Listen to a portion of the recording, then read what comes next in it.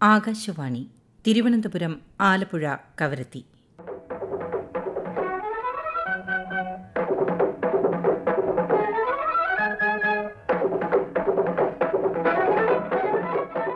പ്രാദേശിക വാർത്താ വിഭാഗം അവതരിപ്പിക്കുന്ന വാർത്താ തരംഗിണി.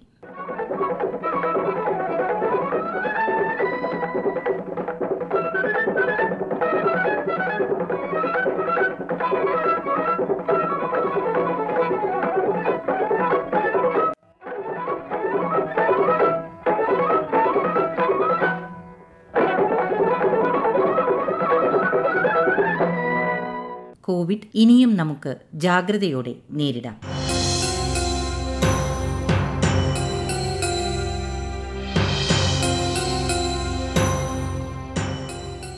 സംസ്ഥാനത്ത് എല്ലാ ജില്ലകളിലും കോവിഡ് രൂക്ഷമായിക്കൊണ്ടിരിക്കുന്ന ഒരു സവിശേഷ സാഹചര്യത്തിലൂടെയാണ് ഇന്ന് നാം കടന്നുപോകുന്നത്. കോവിഡിനോടൊപ്പം ജീവിക്കുക എന്ന പുതിയ സമീപന രീതി സ്വീകരിക്കുമ്പോഴും ജാഗ്രതയിലുണ്ടാകുന്ന ചെറിയ അലംഭാവം വലിയ വിപത്തിലേക്ക് നയിച്ചേക്കാം.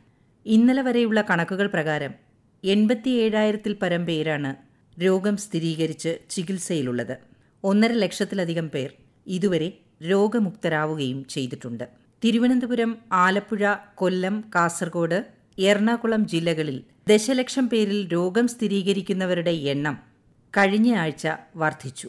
തിരുവനന്തപുരം ഒഴികെയുള്ള ജില്ലകളിലെ ഡബിളിംഗ് റേറ്റ് കുറയുകയും ചെയ്തു.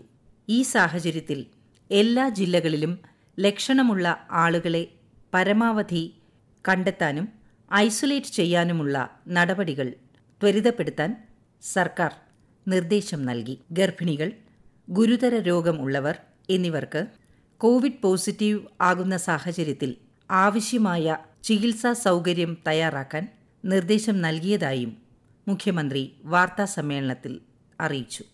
കോവിഡ് സംശയിക്കുന്നവരിൽ ആന്റിജൻ ടെസ്റ്റ് നെഗറ്റീവ് ആയാലും RT-PCR ടെസ്റ്റ് കൂടി നടത്താൻ തീരുമാനിച്ചതായി മുഖ്യമന്ത്രി പിണറായി വിജയൻ പറഞ്ഞു.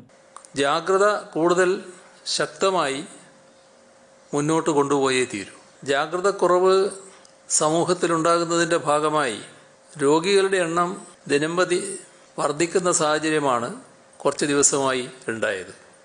ഈ സാഹചര്യത്തിൽ എല്ലാ ജില്ലകളിലും ലക്ഷണമുള്ള ആളുകളെ പരമാവധി കണ്ടെത്താനും ഐസൊലേറ്റ് ചെയ്യാനുള്ള നടപടികൾ ത്വരിതപ്പെടുത്താൻ നിർദ്ദേശം നൽകിയിട്ടുണ്ട്.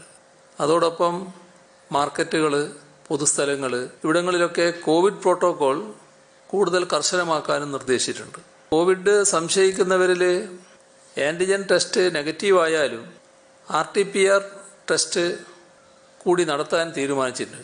കാരണം RT-PCR ടെസ്റ്റാണ് കൃത്യതയുള്ളത്. ടെസ്റ്റ് പോസിറ്റിവിറ്റി റേറ്റ് 10-ൽ താഴെ നിർത്തുന്നതിനാവശ്യമായ ശക്തമായ നടപടികൾ എല്ലാ ജില്ലകളിലും സ്വീകരിക്കും. ഗർഭിണികൾക്കും ഡയാലിസിസ് വേണ്ടവർക്കും കോവിഡ് പോസിറ്റീവ് ആകുന്ന സാഹചര്യത്തിൽ ആവശ്യമായ ചികിത്സാ സൗകര്യം വിലയിരുത്തുന്നതിനും അതിനനുസരിച്ച് അത് തയ്യാറാക്കുന്നതിനും നിർദ്ദേശം നൽകി. ഗർഭിണികൾക്കും കുട്ടികൾക്കും വേണ്ട രീതിയിൽ ബെഡുകൾ തയ്യാറാക്കുന്നതിനും വേണ്ട നടപടികളും സ്വീകരിച്ചു. എറണാകുളം ജില്ലയിൽ കേസുകൾ കൂടിയ സാഹചര്യത്തിൽ രോഗലക്ഷണം അനുഭവപ്പെടുമ്പോൾ തന്നെ ആളുകൾക്ക് ബന്ധപ്പെടാനായി ഓരോ തദ്ദേശ സ്വയംഭരണ സ്ഥാപനത്തിലും അതിനു മാത്രമായി ഫോൺ സൗകര്യം ഏർപ്പാടാക്കി. ജില്ലയിൽ വീടുകളിൽ കഴിയുന്ന കോവിഡ് രോഗികൾക്കായി ടെലിമെഡിസിൻ സൗകര്യം, ക്ലിനിക്കൽ ഫോളോ അപ്പിനുള്ള സൗകര്യം ഇതെല്ലാം ഒരുക്കിയിട്ടുണ്ട്.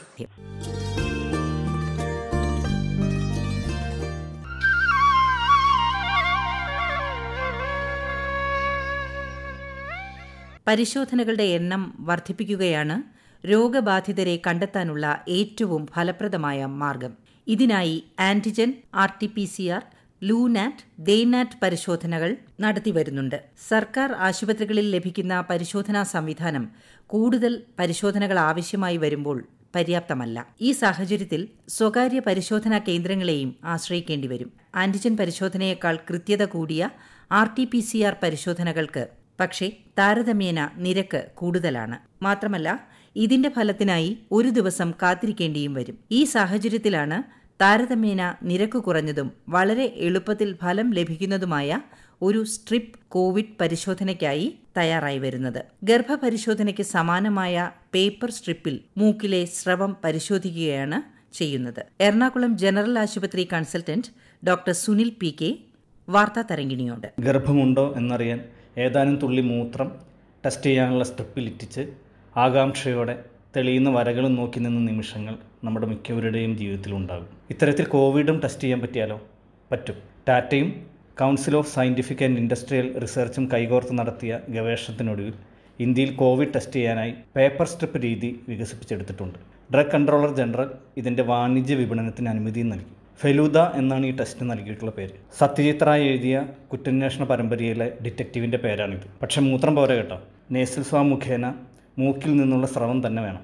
അതുകൊണ്ട് പ്രഗ്നൻസി ടെസ്റ്റ് പോലെ അത്ര ലളിതമായി ഇത് വീട്ടിലൊന്നും ചെയ്യാൻ പറ്റില്ല. പക്ഷേ വലിയ സാങ്കേതിക സൗകര്യങ്ങളൊന്നും ലഭ്യമല്ലാത്ത ചെറു ലാബുകളിൽ ഈ ടെസ്റ്റ് നടത്താനാകും. PCR ടെസ്റ്റ് പോലെ തന്നെ കൃത്യതയും വിശ്വാസ്യതയും ഈ ടെസ്റ്റിനുണ്ട്. 1 മണിക്കൂർ താഴെ സമയം മാത്രമേ ഈ ടെസ്റ്റിനെടുക്കൂ. വിലയും തുച്ഛമാണ്, 500 രൂപയിൽ താഴെ മാത്രം. 2 നീല വരകൾ തെളിഞ്ഞാൽ പോസിറ്റീവും 1 എണ്ണം തെളിഞ്ഞാൽ നെഗറ്റീവും എന്നാണ് റിസൾട്ട്. പ്രത്യേക തരം ജീൻ എഡിറ്റിംഗ് സങ്കേതം ആണ് ഇതിനായിട്ട് ഉപയോഗിച്ചിരിക്കുന്നത്. ക്രിസ്പർ, അതായത് clustered regularly interspaced short palindromic repeats എന്നാണ് ഇതിൻ്റെ പേര്. എന്തായാലും ഭാരതം വീണ്ടും ലോകത്തിന് വഴി കാണിക്കുന്നു. കൂടുതൽ ഫലപ്രദമായ വാക്സിനും നമ്മുടേതാവട്ടെ എന്ന് പ്രത്യാശിക്കാം.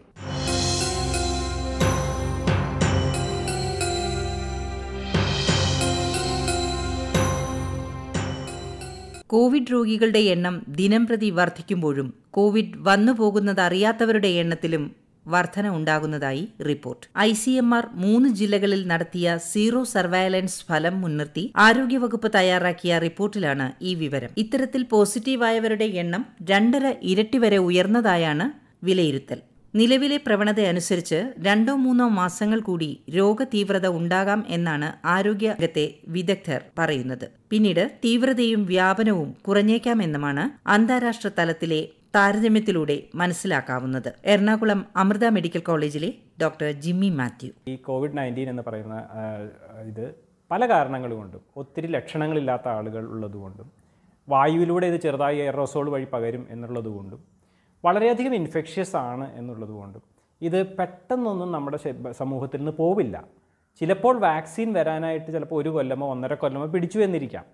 അങ്ങനെ വരുമ്പോൾ ഇത് എന്ത് സംഭവിക്കും എന്നുള്ള കാര്യത്തിൽ നമുക്ക് ആശങ്കയുണ്ട്. ഒരു സാധ്യതയുള്ളത് ചിലപ്പോൾ ഇത് വളരെ പെട്ടെന്ന് ഒരു സ്റ്റഡി ആയിട്ട് കൂടി നമ്പറുകൾ കൂടി ഒരു സെപ്റ്റംബർ ഒക്ടോബറോടുകൂടി നല്ല തിക്കായിട്ട് വളരെയധികം എല്ലാ ദിവസവും വളരെയധികം ആയിരക്കണക്കിന് കേസുകൾ ഉണ്ടാവുകയും ഒരു 1-2 മാസം കൊണ്ട് അത് താഴ്ന്ന് ചിലപ്പോൾ നമുക്ക് നന്നായിട്ട് അതിനെ പ്രതിരോധിക്കാൻ കഴിഞ്ഞാൽ ഒരു 2-3 മാസം കൊണ്ട് പതുക്കെയായി അത് താഴ്ന്നു വരാനായിട്ട് ചിലപ്പോൾ ജനുവരി ഫെബ്രുവരി ഒക്കെ ആയിക്കൂടുന്നില്ല എന്നാണ് പല പബ്ലിക് ഹെൽത്ത് എക്സ്പെർട്ടുകളോട് സംസാരിച്ചതിൽ നിന്നും നമുക്ക് ഏകദേശം ഒരു കണക്ക് നോക്കുന്നതിൽ നിന്നും നമുക്ക് ഊഹിക്കാൻ കഴിയുന്ന ഒരു കാര്യം. ശരി, ഇത് പൂർണ്ണമായി ഇവിടെ പിടിച്ചു കെട്ടി ഇനി ഒരിക്കലും കോവിഡ് വരില്ല അടുത്ത ആഴ്ച കൊണ്ട് എന്ന് വിചാരിക്കാവുന്ന ഒരു സ്ഥിതിവിശേഷം അല്ല ഉള്ളത് എന്നാണ് തോന്നുന്നത്. നമുക്ക് ഓഫ് കോഴ്സ് അറിയാൻ പറ്റില്ല.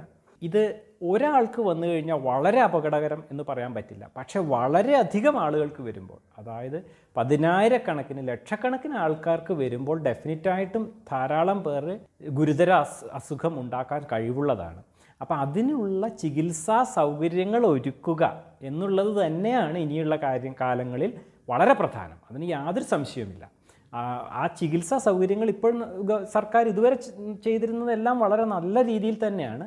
അതുപോലെ തന്നെ ഇത് നമുക്ക് ഇതിനുള്ള ചികിത്സാ സൗകര്യങ്ങൾ ഒരുക്കാനും സാധിക്കും എന്നുള്ളതിന് സംശയമൊന്നും. പക്ഷേ ഈ പറഞ്ഞതുപോലെ ഒരു ജോഗ്രഫിക്കൽ കണ്ടെയ്ൻമെൻറ്റ് സോണുകൾ വളരെ കർശനമായി ആളുകളുടെ സഞ്ചാര സ്വാതന്ത്ര്യമൊക്കെ ഹനിച്ചുകൊണ്ട് നടത്തുകയും ലോക്ക്ഡൗൺ പോലുള്ള കാര്യങ്ങൾ ചെയ്ത് ആൾക്കാരുടെ എന്താ പറയുക ജീവസന്ധാരണത്തിലുള്ള വഴികൾ അടയ്ക്കുകയും ഒക്കെ ചെയ്തതുകൊണ്ട് ഇത് എന്തുമാത്രം കുറയ്ക്കാൻ പറ്റും എന്നുള്ള കാര്യത്തിൽ പലർക്കും സംശയമുണ്ട്. പല പബ്ലിക് ഹെൽത്ത് എക്സ്പേർട്സിനും വളരെയധികം സംശയമുണ്ട്. കാരണം നമുക്കറിയാവുന്നത് കുറച്ച് സമയം കൊടുക്കാം എന്നല്ലാതെ ഇതുകൊണ്ടൊന്നും ഇതിൻ്റെ രോഗവ്യാപനം തടയാൻ സാധിക്കില്ല എന്നുള്ളത് തന്നെയാണ്. ഉദാഹരണം നമുക്ക് പലതുമുണ്ട്. അതിനകത്ത് ഒരു പ്രധാന ഉദാഹരണം എന്ന് പറഞ്ഞു കഴിഞ്ഞാൽ ചെന്നൈയിലും ഡൽഹിയിലും ഉള്ള കേസുകളാണ്. അതായത് ചെന്നൈയിൽ ഇപ്പോഴും വളരെയധികം ലോക്ക്ഡൗണും കണ്ടെയ്ൻമെൻറ്റും ഒക്കെ വളരെയധികം ഉണ്ടെങ്കിലും ഡൽഹിയിൽ ഇതൊന്നും ഇല്ലായിരുന്നു. ആദ്യത്തെ ലോക്ക്ഡൗൺ കഴിഞ്ഞിട്ട് ഏകദേശം ലോക്ക്ഡൗൺ വേണ്ടാന്ന് തീരുമാനിക്കുകയായിരുന്നു. പക്ഷേ 2 സ്ഥലത്തും ഒരേപോലെ തന്നെ പീക്ക് വന്ന് ഒരേപോലെ തന്നെ കുറയുന്ന ഒരു കാഴ്ചയാണ് നമ്മളിപ്പോൾ കാണുന്നത്. അങ്ങനെ പല കാര്യങ്ങളും ലോകം മൊത്തമുള്ള പല കാര്യങ്ങളും നോക്കുമ്പോൾ ഏകദേശം ഇതേപോലെ കാര്യങ്ങൾ തന്നെയാണ് കേരളത്തിൽ നമുക്ക് പ്രതീക്ഷിക്കാവുന്നത് എന്ന് തോന്നുന്നു. പക്ഷേ എങ്കിലും രോഗവ്യാപനം പതുക്കെ ആക്കാം എന്നുള്ള കാര്യത്തിന് നമുക്ക് യാതൊരു സംശയവുമില്ല. ഇനിയിപ്പോൾ ഗുരുതര രോഗികൾ വരുമ്പോൾ അവരുടെ ചികിത്സയായിരിക്കും വളരെ പ്രധാനപ്പെട്ട ഒരു കാര്യം എന്നുള്ള കാര്യത്തിലും നമുക്ക് യാതൊരു സംശയവും.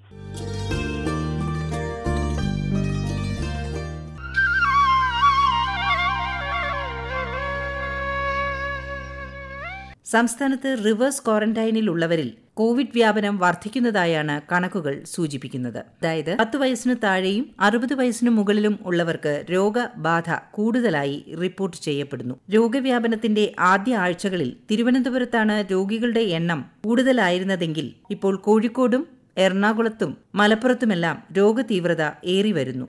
ഡോക്ടർ അനൂപ് കുമാർ വാർത്താ തരംഗിണിയോട്.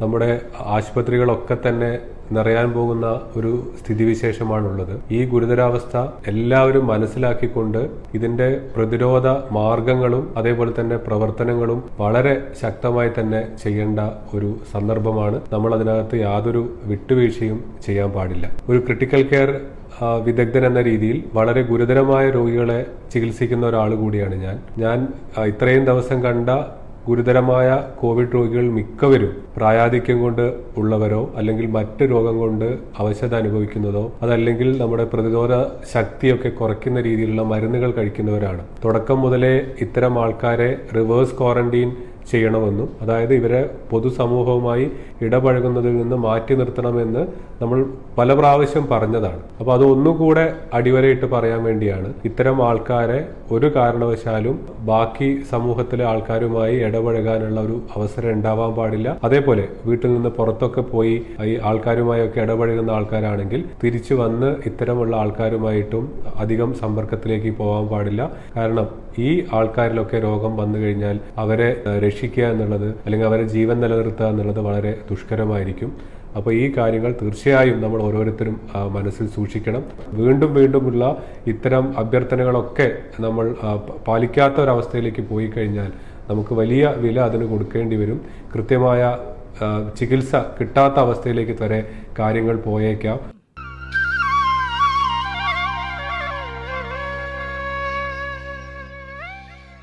സംസ്ഥാനത്ത് കോവിഡ് ലക്ഷണം പ്രകടമാക്കാത്തവരെയും നേരിയ ലക്ഷണങ്ങൾ കാണിക്കുന്നവരെയും നിബന്ധനകളോടെ വീടുകളിൽ ശുശ്രൂഷിക്കാൻ സർക്കാർ അനുമതി നൽകിയ സാഹചര്യത്തിൽ കോവിഡ് നിയന്ത്രണത്തിൽ ഗൃഹചികിത്സയും പ്രാധാന്യമർഹിക്കുന്നു. ഇതിൽ പാലിക്കേണ്ട കാര്യങ്ങളെക്കുറിച്ച് ആലപ്പുഴ മെഡിക്കൽ കോളേജിലെ ജനറൽ മെഡിസിൻ വിഭാഗം പ്രൊഫസറായ ഡോക്ടർ ബി പത്മകുമാർ. വീട്ടിലേക്ക് വരുമ്പോൾ ചില ക്രമീകരണങ്ങൾ നമ്മൾ വീടുകളിൽ വരുത്തേണ്ടതുണ്ട്.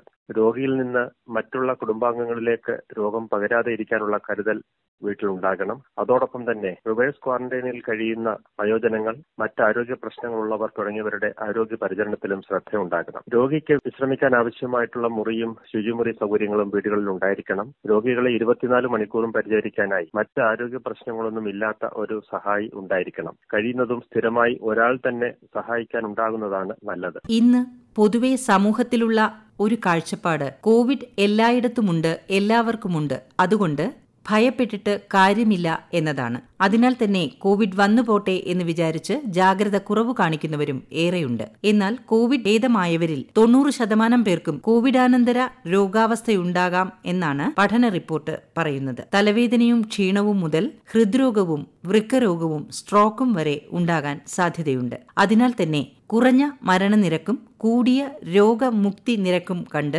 കോവിഡിനെ അവഗണിക്കരുത്. ഏവരും ഒരുമിച്ച് ജാഗ്രതയോടെ പ്രവർത്തിച്ചാൽ മാത്രമേ ഈ മഹാമാരിയിൽ നിന്നും നമുക്ക് കരകയറാനാവൂ എന്നതാണ് യാഥാർത്ഥ്യം.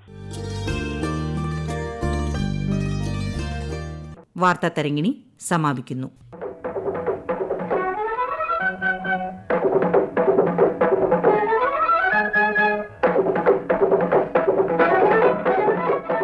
ഏകോപനം മയൂഷ AM. അവതരണം ശ്രീലത VS.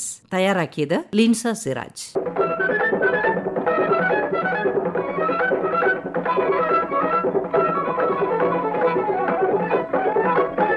വാർത്താ തരംഗിണി ഇനി തിങ്കളാഴ്ച രാവിലെ 9 മണിക്ക്.